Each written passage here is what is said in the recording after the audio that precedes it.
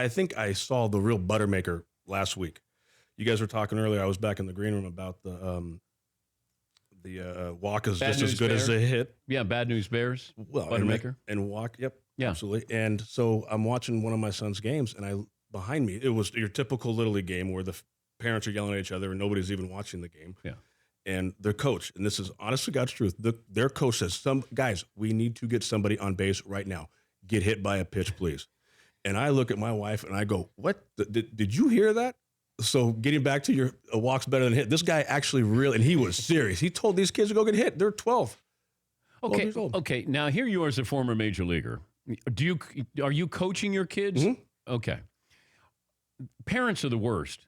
That's the worst part of Little League. It feels like the parents. Without a doubt. Okay. How tough is it for you as a former player, an all-star, to be able to teach without the other parents kind of saying, no, maybe this is how it should be done? Very, very fortunate. My Little League team, the Spikes is what we're called. I have the best parents ever. I have not had one problem with anybody.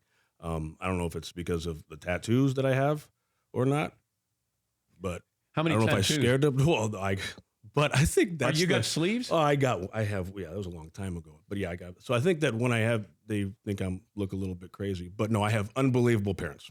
Okay. But other parents, they're nuts. I could tell you stories that you would be like, are you kidding me? I mean, just like the Buttermaker one. He was dead serious when he told that kid. Give me a story without any names. About Little League. Yeah. Okay, well, we come back by 11 runs. 11 runs in the ninth inning, and we win. Or seventh inning, I guess. Yeah. And the other team, I couldn't tell you where they're from, we're walking out, and the head coach was cursing at these kids because he couldn't believe. And when I mean cursing, pretty good.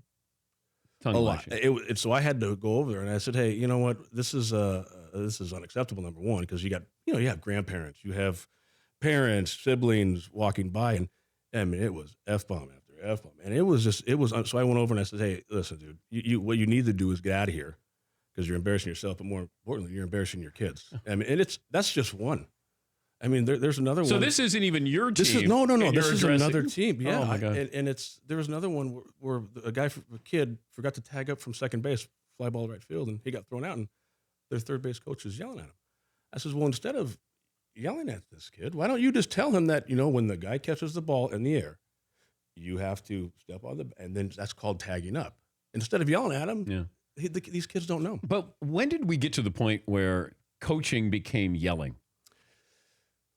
When parents are living vicariously through their kids. But even, like coaches professionally, that if I want to say something to my kids, I want to get through to them. But yelling does not get through to them. Mm-mm. But man, if I say you really disappointed me. That's a good one. Or, just talk to them. And so if I yell at you, I just feel like at some point you tune me out. And I don't know. Or you're going to snap. Yeah. One of the two. Yeah. But it's not a good look when you see. And look, there are legendary coaches who have done this. But it just feels like when you go to argue balls and strikes and you see a manager go toe-to-toe with an umpire. What is that for? Like more than anything, protecting the player. But can I say something to the umpire in a way that doesn't have to be a show? Mm-hmm. And if you have a catcher who is actually running the game, is prepared, they do the talking for you. Now, when you see, and you don't even see managers getting ejected now because of instant replay, but there's an occasion where something might. But when you see a manager arguing now, it's all for protecting the player. They have to, which you have to stand up for your players, whether you're right or wrong. But how do you give the message to an umpire as a catcher? I have straight ahead, just don't even look back at him. First thing I always said when I went out to, hey, Bob, how's the wife and kids? I've had beers and I'm telling you, that goes a long way because these guys have a difficult job if you think about it. But you've had beers with umpires? Oh yeah, I mean, like spring training, at lunch.